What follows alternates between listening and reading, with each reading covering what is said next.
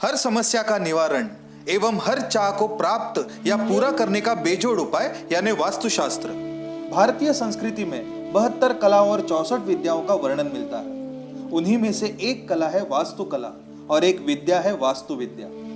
वास्तुम संक्षेपतो वक्षय ग्रहादो विघ्नांशनम, अर्थात घर आदि में विघ्नों का निवारण करने वाली विद्या या कला विशेष ही है वास्तु विद्या।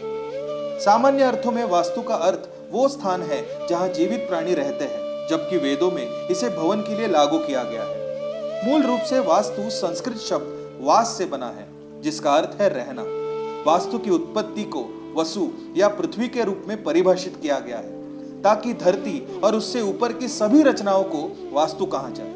शाब्दिक रूप से वास्तु भवन के स्थल और भवन दोनों पर लागू होता है। इसीलिए स्थल वास्तुकला, परिदृश्य और संरचनाओं के विज्ञान के साथ साथ ज्योतिष का चयन वास्तु विज्ञान का एक महत्वपूर्ण घटक है। वास्तुशास्त्र एक पारंपरिक मार्गदर्शिका के रूप में है।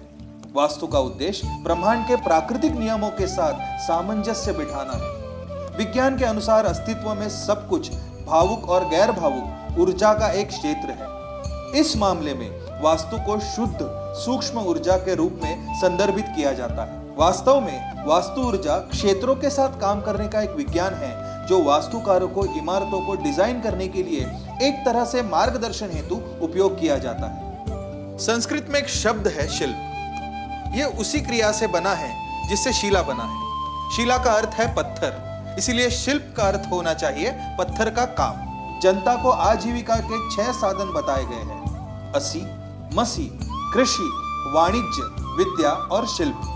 जो शिल्प में वास्तु विद्या और शिल्प कला है। वेदों के अनुसार प्राचीन काल की वास्तुकला धर्म के साथ घनिष्ठ रूप से जुड़ी हुई थी और संरचना का निर्माण धार्मिक कार्य के रूप में माना जाता था। पर मूल रूप से यह धार्मिक नहीं था, लेकिन चूंकि योग और आयुर्वेद के समान वास्तु प्रकृति की दुनिया को नियंत्रित करने वाले कानूनों और प्रक्रियाओं के बीच संबंधों को दर्शाता है और प्राचीन समाजों में मानवीय शरीर को संरचित करने वाले कानूनों को धार्मिक माना गया है, इसीलिए इसे धार्मिक कार्य के रूप में माना जाता है। वास्तुशास्त्र के सिद्धांतों की व्याख्या मिथ्या अंधविश्वासों के रूप में नहीं की जानी चाहिए, अपितु यह प्रकृति के नियमों और आसपास के वातावरण पर पूरी तरह से आधारित है। देश को बल्कि दुनिया को अनेकता में एकता चाहिए। धर्म और राजनीति में समन्वय, नैतिकता और व्यवसाय में सगति, साहित्य और विज्ञान में सहयोग चाहिए।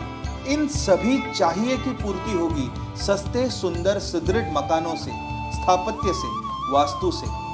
मकान मनुष्य की मौलिक आवश्यकता है, स्थायी उपयोग की वस्तु है। वस्तु का अर्थ है द्रव्य।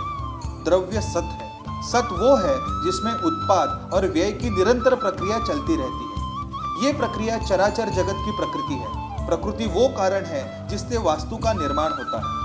इसीलिए जो वास्तु प्रकृति के अनुकूल होती है वो सस्ती, सुंदर, सुदृढ़ होती है। वास्तु विद्या निर्माण की विद्या है, विध्वंस की नहीं। मनुष्य तो मनुष्य, पशु पक्षी तक सुरक्षा और शांति चाहते हैं। बया पक्षी का घोंसला कला कौशल का अद्भुत उदाहरण है, तो चूहे का शतमुख बिल नीति निपुणता का प्रतीक है।